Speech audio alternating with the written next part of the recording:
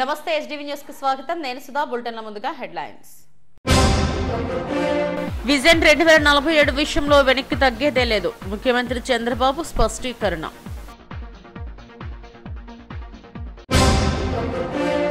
Visakha steel plant లో ప్రమాదం తెగిపడిన A1 A2 conveyors ఉత్పత్తిపై చూపునున్న ప్రభావం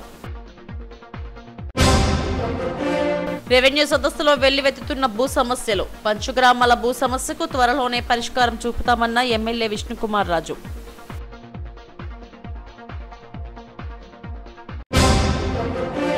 తిరుమలలో సందడి చేసిన హీరోయిన్ రాశి సింగ్ శ్రీవారిని దర్శించుకోవడం ఆనందంగా ఉందని వెల్లడి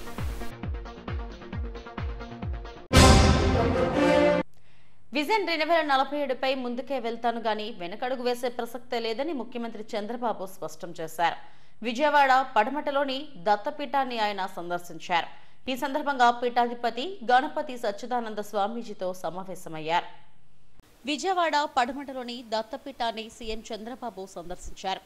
గణపతి సచ్చిదానంద స్వామీజీ స్వాగతం పలికి తీర్థ ప్రసాదాలు అందజేశారు. అనంతరం రాష్ట్రంలోని 42 ప్రాంతాల్లో చేపట్టబోయే దత్తక్షేత్రనాథ్ యాత్ర ప్రారంభోత్సవ కార్యక్రమంలో సీఎం చంద్రబాబు పాల్గొన్నారు.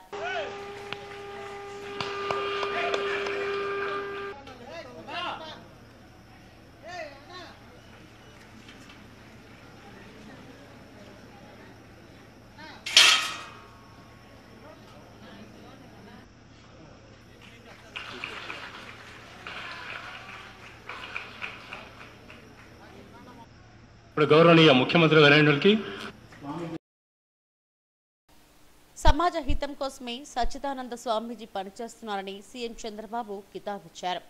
2047 నాటికి స్వర్ణాంధ్రే లక్ష్యంగా ముందుకు సాగుతున్నామని చెప్పారు. ఉమ్మడి రాష్ట్రం ఉన్నప్పుడు విజన్ 2020 ప్రకటిస్తే చాలా మంది తప్పుపట్టారని చంద్రబాబు అన్నారు.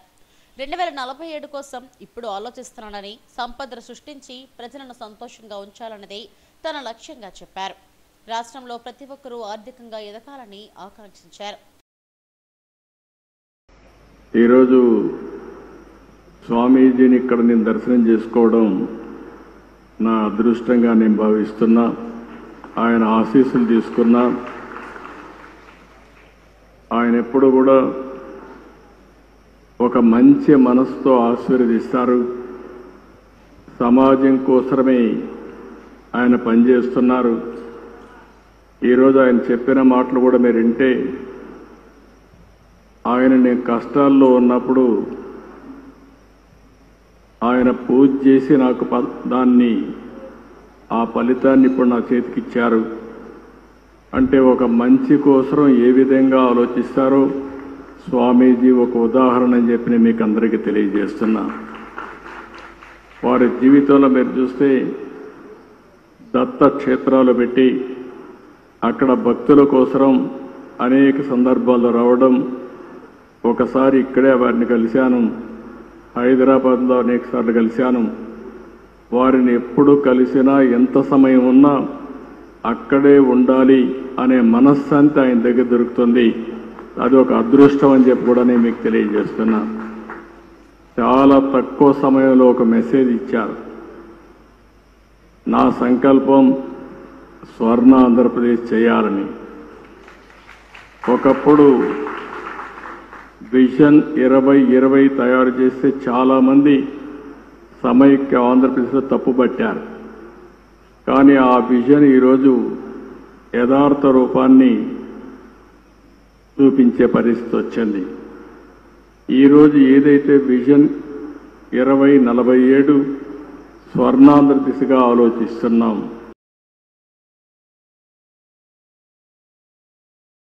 కృష్ణానది ఒడ్డున జరిగిన సభను మరిచిపోలేని గణపతి సచ్చిదానంద స్వామీజీ చెప్పారు. చంద్రబాబు కర్మయోగి అని ఆయన సంకల్పించిన పనులు నిర్విఘ్నంగా జరుగుతాయన్నారు. వెళ్ళాను. మళ్ళీ ఈ 4 గేండ్లుగా ఎందుకో ఈ పర్యటన ఎందుకు చేయలేదో అది భగవంతుడికే తెలుసు. చంద్రబాబు నాయుడు గారు వస్తూ ఉండగానే మళ్ళీ ఈ యాత్ర చేయాలనే ఒక ఉత్సాహం మనసులో బయలుదేరింది. అది ఇప్పుడు ప్రారంభం చేసుకొని జరుగుతుంది. మొత్తం ఆంధ్రప్రదేశ్లో ఎంత పాదుకా క్షేత్రాలు ఉన్నాయో, ఎన్ని స్వామీజీ స్థాపన చేశారో, ఈ జతకు చెప్పినట్టుగా అన్నదానం చాలా ముఖ్యమైనటువంటిది మన ఆశ్రమాల్లో, ఆ పీఠాల్లో. అట్లా ఆ కార్యక్రమాన్ని వాళ్ళకి ప్రోద్బలించి ఇంకా ఎక్కువ చేయండి అని చెప్పడానికి కోసం సంతోషపడుతున్న ఆ కృష్ణమ్మ, ఆ కృష్ణవేణి తల్లి అది రెండు సంగమం చేసినటువంటి సందర్భంలో కూడా స్వామీజీ వెళ్ళారు. భగీరథుడయ్యా నువ్వు అని కూడా చెప్పడం జరిగింది అక్కడ వెళ్ళి స్వామీజీ. ఇప్పటికీ కూడా అది మర్చిపోలేను అటువంటి సభ, ఆ కృష్ణానది ఒడ్డు దగ్గర జరిగినటువంటి సభ. అట్లనే మళ్ళీ పరమాత్ముడు మళ్ళీ ఆ మంచి కర్మయోగిని మళ్ళీ మనకు తీసుకొచ్చి ఇచ్చారు. చంద్రబాబు నాయుడు గారు మంచి కర్మయోగి. ఆయన ఏమేమి సంకల్పించారో, భగవంతుడు అమ్మవారు ఆయనతో ఏమేమి చేయించాలనుకుందో నిర్విఘ్నంగా జన సహకారముతో, పరమాత్ముడి యొక్క వాతావరణ సహకారంతో అన్నీ చేయని అని చెప్పేసి ఈ సర్కార్కి మంచి భవిష్యత్తు ముందు ఉండాలని చెప్పేసి స్వర్ణాంధ్రగా మళ్ళీ నేను అనుకోవాలా అనేటువంటి మనస్సులో నేను సంకల్పం చేస్తున్నాను. ఎంత సంతోషమైందో.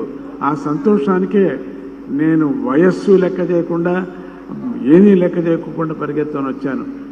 అన్ని చోట్ల తిరుగుతున్నాను. చంద్రబాబు నాయుడు గారికి మంచి శక్తిని, మా ఆత్మస్థైర్యాన్ని, అట్లనే ఆ చుట్టూ ఉండేటువంటి ఆ పరివార మంత్రాంగానికి అటువంటి శక్తిని, నిస్వార్థమైనటువంటి సేవా శక్తిని వాళ్లకు ఇవ్వని, ఆయన యొక్క సంకల్పం నెరవేరని అని జగన్మాత అయినటువంటి గీతను అన్ని చోట్ల మేము ప్రచారం చేస్తున్నాం. ఆ గీతామాతను కూడా ఈరోజు పారాయణం కూడా చేశారు, గీతా పారాయణం. ముఖ్యమంత్రి చంద్రబాబుకు గణపతి సచ్చిదానంద స్వామీజీ ఆశీర్వచనాలు అందజేశారు. చంద్రబాబు సారథ్యంలో రాష్ట్రం సుభిక్షంగా ఉంటుందన్నారు. స్వర్ణాంధ్ర సాకారం తథ్యమని, కనకదుర్గమ్మ అమ్మవారి ఆశీస్సులు ఉండాలని కోరుకున్నట్టు స్వామీజీ చెప్పారు. విశాఖ స్టీల్ ప్లాంట్ లో పెను ప్రమాదం జరిగింది.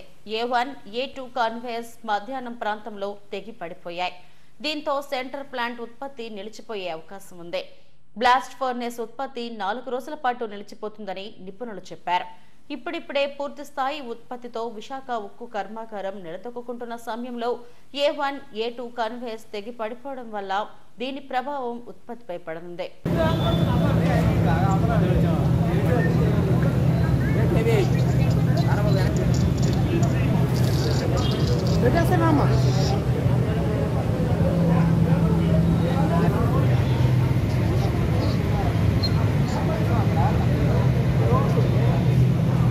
రెవెన్యూ సదస్సులో సమస్యలు వెల్లువెత్తాయి.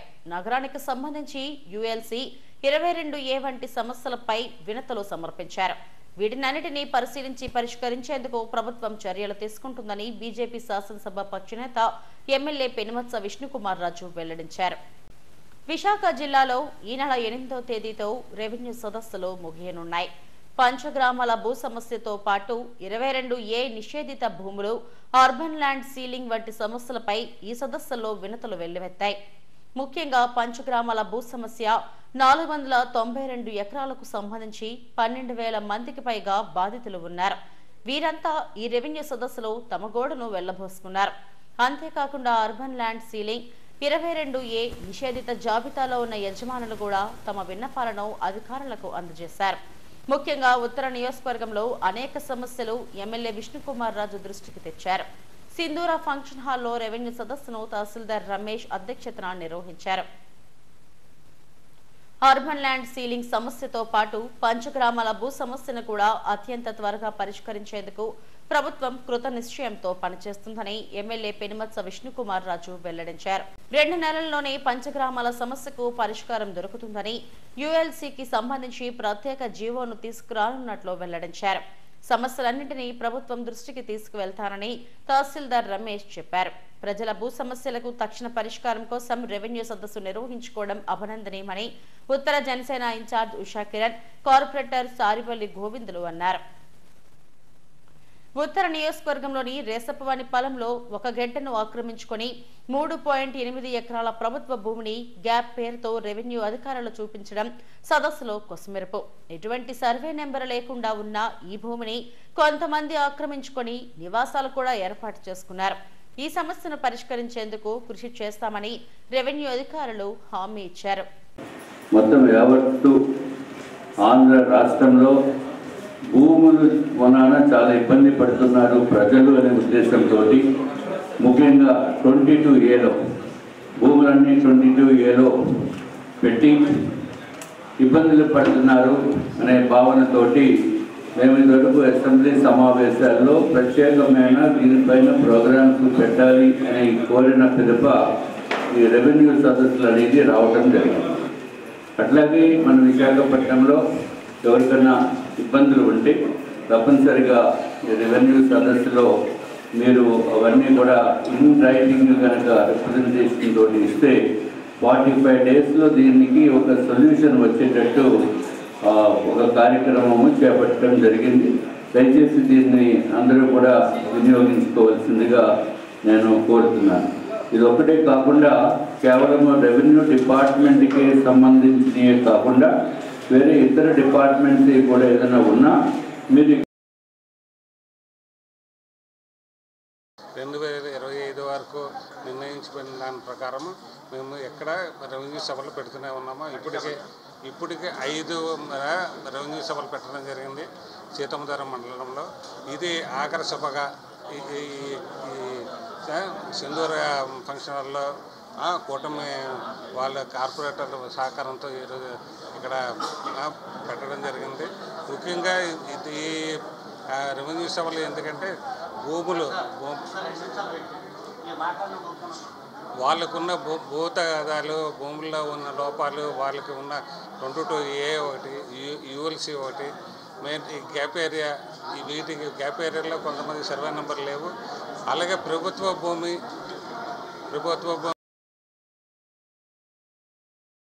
అనేక అభివృద్ధి సంక్షేమ పథకాలతో పాటుగా మరి ఏదైతే ప్రజల సమస్యలు ఏవైతే ఉన్నాయో ఆ సమస్యలను తెలుసుకోవడానికి వారి వద్దకే వెళ్ళి అధికారులు సమావేశాలు ఏర్పాటు చేసుకుని మరి తప్పనిసరిగా అక్కడికక్కడే వాటి సొల్యూషన్ కోసం కృషి చేయాలన్న ఉద్దేశంతో మరి ముఖ్యమంత్రి వర్యులు నారా చంద్రబాబు నాయుడు గారు అలాగే ఉప ముఖ్యమంత్రి వర్యులు పవన్ కళ్యాణ్ గారు కలిసి ఈ రెవెన్యూ సదస్సులు అనేవి గత నెల 6వ తారీఖుతో జనవరి 8 వరకు కూడా ఈ సదస్సులు కంటిన్యూ చేయడం జరుగుతుంది.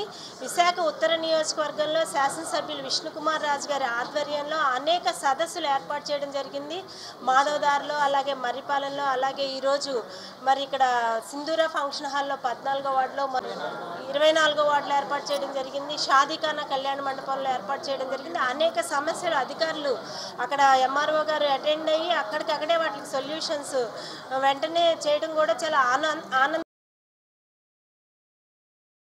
మన MRO ఆఫీస్లో మన MRO గారి అండర్లో జరిగినప్పుడు ఆ రోజు మన ఉత్తర నియోజకవర్గ ఎమ్మెల్యే విష్ణుకుమార్ రాజు గారు మరి మేము కూడా ఆ వార్డు తరఫున మేము కూడా పాల్గొనడం జరిగింది. నిజంగా ఏదైతే రెవెన్యూ సిబ్బందికి అందరూ కూడా నా హృదయపూర్వక ధన్యవాదాలు తెలియజేస్తున్నాం. మరి ఏదైతే మా వార్డులో దగ్గర 1800 గజాలు అది మొన్న రెవెన్యూ సదస్సు అయిన తర్వాత మరి కొంతమంది దాన్ని అక్కడ ఆక్యుపై చేసి ఒక ఇల్లు కట్టడం జరిగింది. అది నా దృష్టికి కానీ ఎమ్మెల్యే గారి దృష్టికి కానీ MRO దృష్టికి వెళ్ళడం వల్ల మరి అది కార్పొరేషన్ సాయంతో రెవెన్యూ సిబ్బంది సాయంతో ఆ ఇల్లు ఏదైతే కట్టారో ఆ 1800 గజాల్లో కూడా అది తొలగించడం జరిగింది. తిరుమల శ్రీవారిని దర్శించుకోవడం తనకెంతో ఆనందంగా ఉందని ప్రముఖ సినీ నటి రాశి సింగ్ అన్నారు. ఈ నెల 5వ తేదీన తన పుట్టినరోజు అని, వాస్తవంగా నూతన సంవత్సరంలోనే స్వామిని దర్శించుకోవాలని అనుకున్నానని చెప్పారు. అయితే మెట్ల మార్గంలో వచ్చి శ్రీవారిని దర్శించుకోవడం తనకెంతో ఆనందంగా ఉందన్నారు. అందరికీ నమస్కారం. నేను మీ రాశి సింగ్. నేను ఈరోజు తిరుమల టెంపుల్కి వచ్చాను. ఎందుకంటే ఫస్ట్ న్యూ ఇయర్కి రావాల్సిందే అండ్ 5th నా birthday. So birthday and new year మధ్యలో వచ్చాను. చాలా చాలా చాలా మంచి దర్శనం జరిగింది. Thank you so much everyone around. ఇక్కడ జనాలు కూడా చాలా సపోర్ట్ చేశారు, చాలా హెల్ప్ చేశారు, చాలా గైడ్ చేశారు. నిన్న మెట్లు ఎక్కి వచ్చాం మనం. సో మంచి ఎక్స్పీరియన్స్. నెక్స్ట్ టైం కూడా అలానే ట్రై చేస్తాను. Thank you so much. Thank you so much. Govinda Govinda. Projects ఉన్నాయి. ఎందుకు ప్రాజెక్ట్ గురించి రిలీజ్ అవుతుంది ఒక ఫెబ్లో. నేను పోస్ట్ చేస్తాను ఇన్స్టాగ్రామ్లో, అక్కడ చూడండి. జీవీఎంసీ కాంట్రాక్ట్ వర్కర్ల సమస్యలు పరిష్కరించాలని కార్మికులు డిమాండ్ చేశారు. జీవీఎంసీ గాంధీ విగ్రహం ఎదుట ధర్నా నిర్వహించారు. జీవీఎంసీ సిబ్బందిని తగ్గించుకుంటూ పోతే పనులు ఎవరు చేస్తారని యూనియన్ గౌరవ అధ్యక్షుడు వెంకటరెడ్డి ప్రశ్నించారు. రిటైర్మెంట్ వయసు 62 ఏళ్ల వరకు కొనసాగించాలని కోరారు. ఖాళీగా ఉన్న డెత్, రిటైర్డ్, అనారోగ్య, దీర్ఘకాలిక కార్మికుల వారసులకు వెంటనే ఉద్యోగాలు కల్పించాలని డిమాండ్ చేశారు. కాంట్రాక్ట్ కార్మికులు కూడా కొనసాగుతుంది. గత ప్రభుత్వం అమలు చేసింది, కానీ మీరు ఈరోజు 60తో ఆపేయడం చాలా దుర్మార్గం. అది కూడా ఎటువంటి నోటీసులు లేకుండా నోటి మాటతో మీరు చేసింది చట్ట విరుద్ధం. ఎప్పటికైనా తప్పు తెలుసుకొని ఈ కార్మికులందరినీ 62 సంవత్సరాల దాకా కొనసాగించాలని చెప్పేసి మేము డిమాండ్ చేస్తున్నాం. ఇక రెండో విషయం, పారిశుద్ధ్యం కానీ, వాటర్ సప్లై కానీ, యూజీడీ, వెటర్నరీ పార్కులు, దాదాపుగా అన్ని సెక్షన్లో డెత్ పోస్టులు ఉన్నాయి, అలాగే రిటైర్మెంట్ పోస్టులు ఉన్నాయి. ఇవన్నీ కూడా ఫిలప్ చేయకుండా తాత్సారం చేస్తున్నారు. దీనివల్ల బోకర్లు, మన జీవీఎంసీలో దళారులు, బోకర్లు ఎక్కువైపోయి మీ ఉద్యోగాలు ఇస్తామని చెప్పేసి మీరు 3 లక్షలని 4 లక్షలు తేండి అని చెప్పేసి కార్మికుల్ని దోపిడీ చేస్తున్నారు. కమిషనర్ గారు, మీరు మొన్నే ఐటీ డబ్బులు కార్మికులందరికీ వేశారు, మాకు సంతోషమే. కానీ మీకు ఒక అధికారి తప్పుదో పట్టించడం వల్ల మీరు అర్ధాంతరంగా 60 సంవత్సరాలతో కార్మికులను ఆపడం చాలా అన్యాయం. ఇది అన్ఫేర్ లేబర్ ప్రాక్టీస్ కింద చట్ట విరుద్ధం. ఈ చట్ట విరుద్ధాన్ని మీరు వెంటనే కూడా తప్పు తెలుసుకొని కార్మికులందరినీ 62 సంవత్సరాలు కొనసాగిస్తారని చెప్పేసి మేము డిమాండ్ చేస్తున్నాం. అలాగే మీరు అవుట్సోర్సింగ్ కార్మికులకి గ్రాట్యుటీ ఇవ్వాలి, రిటైర్మెంట్ బెనిఫిట్స్ ఇవ్వాలి. ఇవే ఇవ్వడం లేదు కాబట్టి వాళ్ళందరికీ, వాళ్ళ వారసులకి, ముఖ్యంగా పారిశుద్ధ్య కార్మికులకి వాళ్ళ ఆరోగ్యాలు బారిన పడుతున్నారు కాబట్టి, వాళ్ళ అనారోగ్యం బారిన పడుతున్నారు కాబట్టి ఆ కుటుంబ సభ్యులకు ఉపాధిస్తున్నారు. ఈ రోజు మీరు 60తో ఆపడం చాలా విరుద్ధం, చాలా తప్పు. ఎప్పటికైనా వీళ్ళందరినీ 62 సంవత్సరాలు కొనసాగించాలి. తిరుమలలో తీర్థాల వద్ద మరింత మెరుగైన సౌకర్యాలు కల్పించాలని EO Syamala Rao, additional EO Venkaiah చౌదరిలు అధికారులను ఆదేశించారు. అన్నమయ్య భవన్లో ఆయన అధికారులతో సమావేశమయ్యారు. ఆకాశగంగా, పాప వినాశనం, చక్ర అభివృద్ధి పనులపై సమీక్షించారు. ఈ కార్యక్రమంలో సిఈ సత్యనారాయణ తదితరులు పాల్గొన్నారు.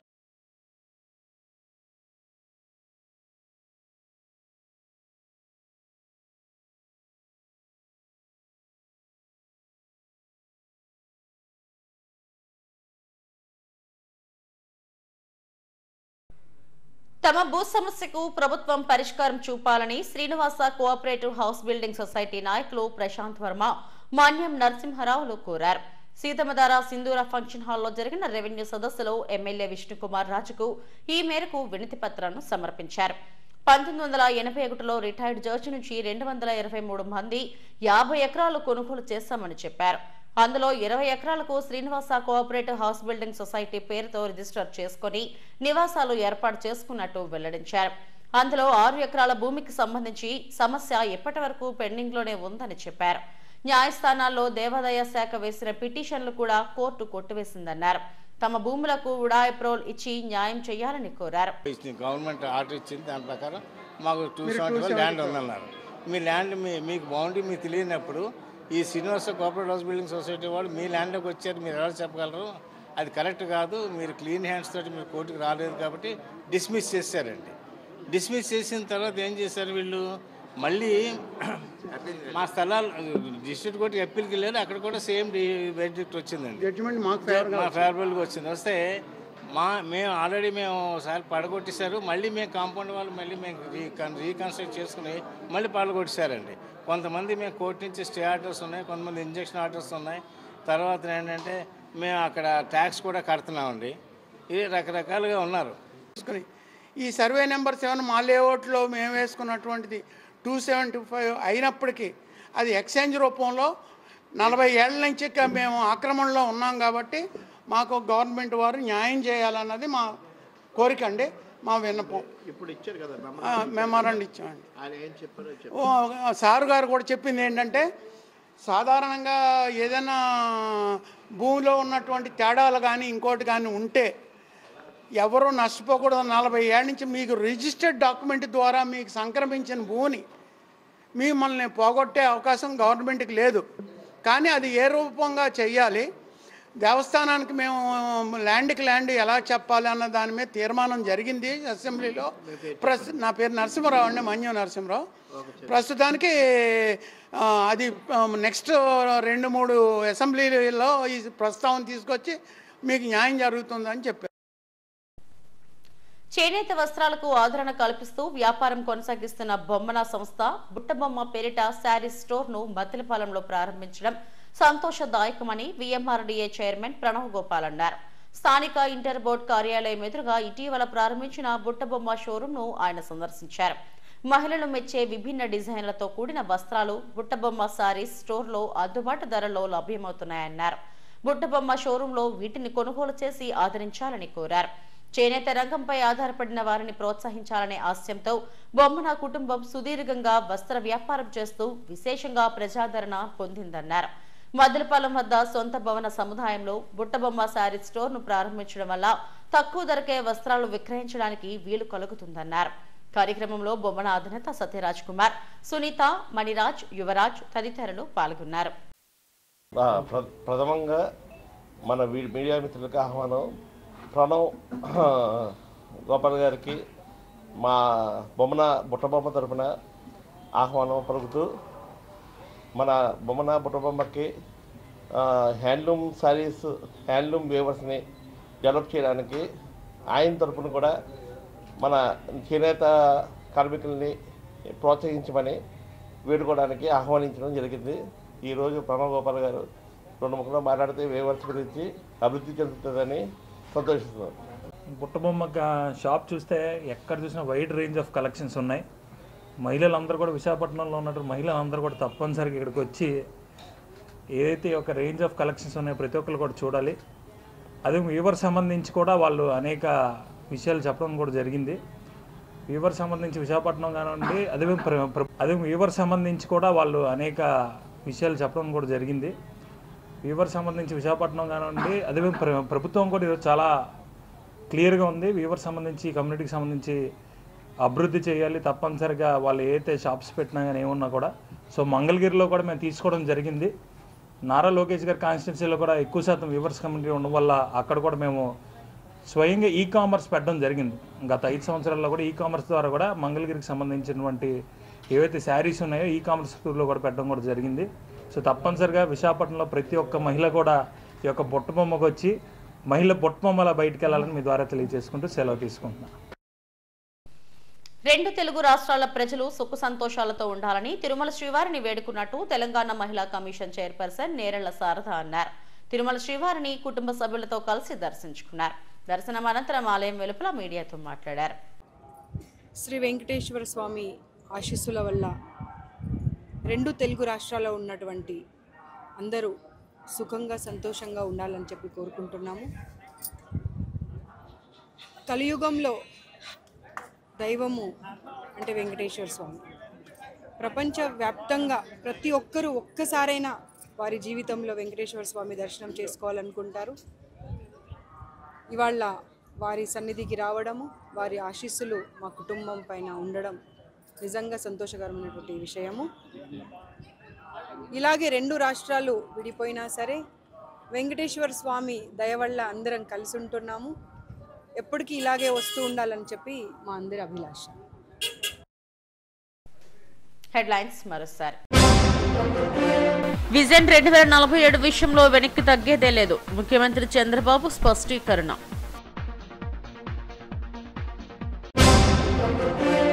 విశాఖ స్టీల్ ప్లాంట్లో ప్రమాదం. తెగిపడిన A1, A2 కన్వేయర్స్ ఉత్పత్తిపై చూపనున్న ప్రభావం. రెవెన్యూ సదస్సులో వెల్లువెత్తుతున్న భూ సమస్యలు. పంచగ్రామాల భూ సమస్యకు త్వరలోనే పరిష్కారం చూపుతామన్న ఎమ్మెల్యే విష్ణుకుమార్ రాజు.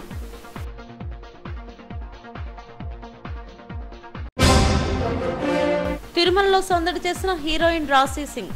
శ్రీవారిని దర్శించుకోవడం ఆనందంగా ఉందని వెల్లడి.